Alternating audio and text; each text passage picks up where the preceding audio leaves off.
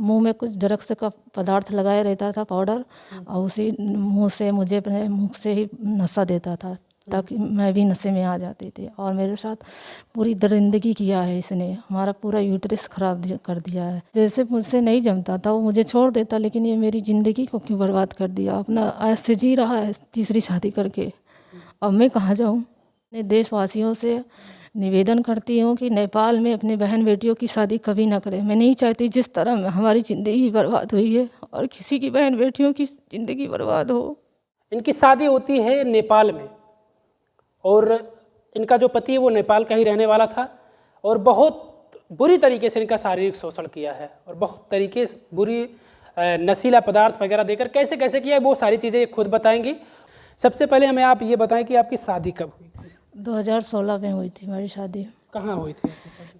गोसाईगंज से हुई थी, नेपाल से बारात आई हुई थी। नेपाल से बारात आई थी। कौन शादी आपका करवाया था नेपाल में? हमारी चाची करवाई थी। आपकी चाची करवाई थी। क्यों आपके परिवार वाले नहीं चाहते थे कि आपकी शादी यहीं कहीं आसपास हो जाए? नेपाल करने की क्या ज़रूरत है? नहीं, हमारी चाची थी तो उन पर भरोसा किया कि जो भी बताएंगी अच्छा ही बताएंगी, हम अपने हैं उनके, लेकिन वो गैर समझती थी।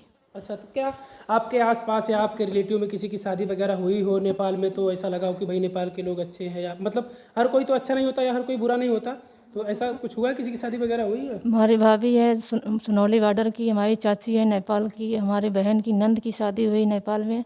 वो लोग थोड़ा अच्छे हैं। ये लोग जिससे हमारी शादी हुई थी वो सब दरिंदगे हैं, पूरी दरिंदगी उन लोग के अंदर भरी हुई है। पूरा फैमिली मिला हुआ था। वो नेपाली से कोर्ट मैरिज किया था, हमारी शादी से पहले उसको छुपा के रखता था और हमसे अरेंज मैरिज शादी किया। मुझे छोड़कर फिर तीसरी भी शादी कर लिया। इसके 3 भाई हैं, तीनों 2-2 बीवी रखे हैं। और नेपाल में 40% लोग 2-2 बीवी रख रहे हैं, एक इंडियन एक नेपालिन। और नेपालिन को छुपा के रखते हैं कोर्ट मैरिज करके, और हमारे इंडिया की लड़कियों की शादी करके लेके जाते हैं, उनकी ज़िंदगी को बर्बाद करते हैं, उनके साथ खेलते हैं, किसी के साथ जुल्म करते हैं, नौकरानी बनाकर रखते हैं, किसी को छोड़ देते हैं। मैं इंडिया की सरकार से मैं मांग करती हूँ मुझे न्याय दिलाइए, नहीं तो मैं अपनी ज़िंदगी इसी में ख़त्म कर लूँगी आपके आवाज़ के सामने। ऐसी ज़िंदगी जीकर मैं क्या करूँगी। क्या करता था वो आपके साथ? आपने बताया 2016 में शादी हुई थी तो तकरीबन इस समय 7 साल हो गया। कब तक आप उसके साथ रही अपने पति के? 6 महीने तक कुछ ठीक था। इसके बाद मेरे कुछ जैसे घरेलू झगड़ा हुआ, फिर मेरे घर वाले ले आए। 2-2.5 साल में यहीं मायके में थी। फिर झगड़ा इसके बाद किससे? वहाँ हुआ था या यहाँ हुआ था? नहीं, ससुराल वाले से अच्छा, हुआ आपके था। पति से? हाँ, दहेज इसके लिए मुझे बहुत परेशान करते थे, ऐसे मारना पीटना, खाना ना देना, किचन में ताले मार देना, ये सब ऐसे सताते थे मुझे। फिर कैसे कैसे मेरे घर वाले पहुंचाए 2-2.5 साल के बाद। फिर 4-5 महीने कुछ ठीक से रखे। फिर इसके बाद उसने हैवानियत की तरह हमारे साथ व्यवहार किया। मुंह में कुछ ड्रग्स का पदार्थ लगाए रहता था, पाउडर, और उसी मुंह से मुझे अपने मुंह से ही नशा देता था ताकि मैं भी नशे में आ जाती थी। और मेरे साथ पूरी दरिंदगी किया है इसने, हमारा पूरा यूट्रस खराब कर दिया है। मुझे कहीं शादी करने लायक नहीं छोड़ा है। बताइए, मैं सरकार से मांग करती मुझे न्याय दीजिए, मैं कहाँ जाऊँ। मतलब आपने कहा कि वो मुंह में कोई नशीला पदार्थ लिया रहता था और मुंह के माध्यम से आपके मुंह में डाल देता था? हाँ, बहुत शातिर तरीके से दिया। मैं कभी जान ही नहीं पाई कि वो नशा करता है, और अच्छा भी बनता था मेरे सामने। और इसके अलावा और कैसा व्यवहार आपके साथ करता था? मारपीट वगैरह भी करता था? हाँ, सब मारते पीटते थे। उसकी फैमिली भी मुझे मारती थी। मेरे घर वाले थोड़े गरीब टाइप के हैं, इसलिए मैं सोचती थी कैसे भी मेरा गुजर बसर हो जाए, लेकिन ये लोग मुझे पागल बना दिए थे। मेरा दिमाग ही नहीं कुछ काम करता था। जब मायके में रहने लगी, धीरे धीरे मेरा दिमाग काम करने लगा। तब मैं FIR लिखाई। 1 साल हो गया FIR दर्ज हुए। पुलिस प्रशासन कोई कार्य नहीं करती, बस दिलासा देती है और मुझे गुमराह कर रही है। 1 साल हुआ आपको FIR की उसके खिलाफ? हाँ, 1 साल हो इसके गया। पीछे आपने कहा कि 6 महीने बाद फिर आपसे विवाद होता, आप चली जाती हैं, 2-2.5 साल बाद फिर से आप जाती हैं वहाँ। नहीं, तो मैंने तब कुछ भी नहीं किया था तो कि फिर आपने इतना समय क्यों लगा दिया? किसी तरह की गुजर बसर हो जाए। मेरे माँ बाप बूढ़े हैं, इसीलिए मैंने कोई FIR और कहीं एप्लीकेशन भी नहीं दिया। तो अब जाकर आपने 1 साल पहले FIR किया उसके खिलाफ, हाँ, क्या कुछ कार्रवाई हुई अभी तक? कुछ नहीं हो रहा है। कुछ भी नहीं हो रहा है? वो नेपाल से सूचना भी आई है, इंडिया की पुलिस कुछ नहीं कर पाएगी हमारे, ये सब सूचना आ रही है। ये मतलब कह रहे हैं कि भाई कुछ नहीं कर पाएंगे, या आप जाती हैं थाने पर, क्या कहते हैं? वहाँ जाते बस जो दिलासा देते हैं, अभी कर देंगे, कल कर देंगे, ये सब कह रहे हैं, फाइल को दबाए हुए हैं। कोई सुनवाई आपकी नहीं? कोई सुनवाई नहीं हो रही। आपने बताया कि आपके शरीर के यूट्रस वगैरह भी इस तरीके से खराब हो गए हैं कि मतलब अब हाँ, यूट्रस खराब हो गई, सारे डॉक्टर ने रेफ़र कर दिया, कोई डॉक्टर मुझे नहीं ले रहा है, बोले ऑपरेशन रिस्की है, ऑपरेशन रिस्क है। जान जा भी सकती है, बच भी सकती है। कुछ नहीं पता चला, उसने मेरी नादानी का फ़ायदा उठाया है। नादानी मतलब आप क्या नासमझी करती थी कि? मैं मतलब कि ये सब के बारे में कुछ जानती ही नहीं थी, संबंध के बारे में। हम्म, और उसने 3 शादी हो गई उसकी। आपसे तलाक लिया है उसने? डिवोर्स है? हाँ, मतलब बोल दिया, डिवोर्स दे दिया है। तो बोलने का तो अब ऐसा कुछ तो है नहीं कि ऐसा कुछ प्रावधान है कि बोलने से अब हो जाएगा, अब तो मतलब कागजी कार्रवाई होनी चाहिए। जैसे मुझसे नहीं जमता था वो मुझे छोड़ देता, लेकिन ये मेरी ज़िंदगी को क्यों बर्बाद कर दिया, अपना ऐसे जी रहा है तीसरी शादी करके। अब मैं कहाँ जाऊँ? तीसरी शादी कर लिया वो। हाँ, सोचिए, ये भावुक हो जा रही है, कहीं ना कहीं इनकी ज़िंदगी को पूरे तरीके से उसने बर्बाद कर दिया। इनके साथ ऐसा शारीरिक शोषण किया कि मतलब इन्हें किसी लायक नहीं छोड़ा वो। अब यहाँ तक ये बता रही है कि डॉक्टर भी जवाब दे रहे हैं, कई जगहों पर ये जाती हैं दिखाती तो डॉक्टर भी कहते हैं कि ऑपरेशन वगैरह होगा लेकिन रिस्क है। सोचिए कि इनकी ज़िंदगी को पूरे तरीके से बर्बाद कर दिया वो, और अब ये कह रहे हैं कि वो तीसरी शादी कर लिया है। तीसरी शादी किया है। जो कोर्ट मैरिज किया है नेपाली से, उसको किसी से जाहिर ही नहीं होने देता, उसको छुपा के रखे है, उसके 2 बच्चे भी हैं। अच्छा, आपको इसकी जानकारी कैसे पता चली? ये सब जब यहाँ रहने लगी मायके में तो बाद में मुझे पता चला।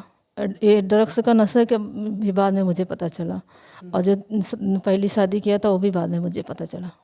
अच्छा, ये सारी जानकारी आपको बाद में पता बाद में पता चला। कुछ पता चला था तो बोला था कि हमारी बहन गई थी, तो बोले कि ये कौन है, तो बोले कि नौकर की बीवी है, सब छुपा लिए। क्या करता है वो आपका पति? जो ये पुलिस में, मिलिट्री में जो है ठेका लेता है मांसू का, मीट का। अच्छा, मीट का व्यापार है उसके पास। नेपाल सरकार से भी मैं मांग करती हूँ कि आपके देश में यही सब होता है। बिल्कुल हिंदू राष्ट्र है वहाँ पर, और इस तरीके से एक बहू के साथ आपके नेपाल में ऐसा ही हुआ है। मुझे आपसे भी इंसाफ चाहिए, नेपाल सरकार से भी। वहाँ पर आपने कुछ एफआईआर वगैरह नहीं किया था? कुछ नहीं, बाहर नहीं निकलने देते थे, बाल पकड़ के खींचते थे। तो यहाँ कैसे आप फिर वहाँ से निकल के आप आई फिर? अच्छा, इसका मतलब जब आप आई यहाँ पे फिर दोबारा तब से नेपाल नहीं गई? नहीं गई हूँ। मतलब शादी के 6 महीने तक आप रही, 6 महीने के बाद फिर यहाँ आ गई, तब से आप वहाँ नहीं गई? नहीं गई थी, 2.5 साल बाद गई थी। 2.5 साल बाद गई थी, तो कितने दिन रही थी वहाँ पर तब आप? 7-8 महीने थी। 7-8 महीने। अच्छा, फिर 7-8 महीने ठीक ठाक चला या फिर उसी तरीके से होता था? नहीं, मारना पीटना, खाना ना देना, किचन में ताला मार देना, ये सब सताना सब चालू था इन लोग का। इसकी पूरी फैमिली मिली रहती है, सपोर्ट करती है भाई लोग का, इसकी माँ, इसकी बहन, सब। तो किस तरीके से फिर आप वहाँ से वापस आई, क्या कहकर? वो लोग पहुँचा दिया फिर कैसे? नहीं, वहाँ से तो भाग के आई थी वे, खिड़की से निकल के। अच्छा, मतलब किसी तरीके से आप वहाँ से निकल कर भागी और फिर बचा के भाग के आई हूँ। हाँ। उसने जो भी किया अच्छा नहीं किया, बस मुझे न्याय चाहिए, उस दरिंदे को सज़ा मिलनी चाहिए, नहीं तो मैं अपने आप को अपनी जान दे दूंगी मुख्यमंत्री आवास के सामने। ऐसा कुछ सुनने में आया है, हमने खबरों में देखा या और लोगों के माध्यम से पता चला कि शायद वो कह रहा आपसे समझौता करने के लिए, तो क्या आप समझौता चाहती हैं या फिर क्या चाहती हैं? नहीं, मैं न्याय चाहती हूँ, समझौता नहीं होगा। जिस तरह उसने मेरी ज़िंदगी को बर्बाद किया, उसको इतनी कड़ी सज़ा मिलनी चाहिए कि उसका पूरा घर भी देखे आँख के सामने, जिस तरह मेरे माँ बाप तड़प रहे हैं मेरे लिए। अच्छा, बच्चे वगैरह आपके पास? बच्चा था तो लोग मार के ख़त्म कर दिए, पेट में ही। पेट में ही मार दिए थे बच्चे को? हाँ, कितने समय का था बच्चा वो? था, अभी याद नहीं है, लेकिन ये लोग मारे थे पेट में। पेट में ही आपके बच्चे को? महीने का था, 6-7 महीने का। सोचिए आप, इनके साथ किस तरीके से दरिंदगी की गई है, इनके साथ किस तरीके से बर्बरता की गई है।